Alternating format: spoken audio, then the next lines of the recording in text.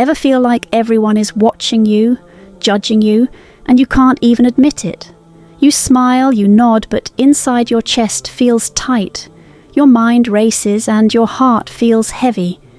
That is social anxiety, and many of us hide it, even from Allah. First, acknowledge it. The first step is honesty. Tell yourself, I feel anxious. I'm struggling. Admitting your feelings does not make you weak.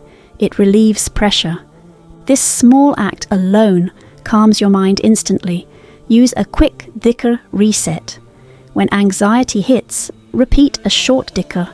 Say, La ilaha illallah or Hasbi Allahu la ilaha illa huwa.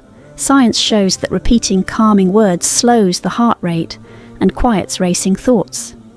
This is a mental reset, powered by faith. Use Salah as a pause button. Let Salah be more than a routine. Before entering a social situation, take 2 minutes to pray. Focus only on Allah. Ask Him for calm and confidence. Salah grounds your heart, clears anxiety, and reminds your mind, you are not alone. Allah is with you. Break the overthinking loop. Anxiety feeds on what-ifs. Take 60 seconds and write your thoughts down. Seeing them on paper separates fear from reality.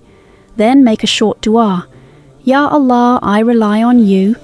Trusting Allah slowly rewires your mind away from doubt and fear. Create small social wins. Start tiny. Smile at one person, say hello. Ask one simple question. Each small success tells your brain, I can do this. Pair it with intention. I do this for Allah, not to impress people.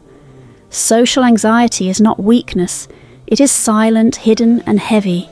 But it can be healed with Allah, Salah, and mindful dhikr. Start today. Admit it. Reset your heart. Step into the world with calm confidence. Remember this. Your anxiety is real, but Allah's help is always greater.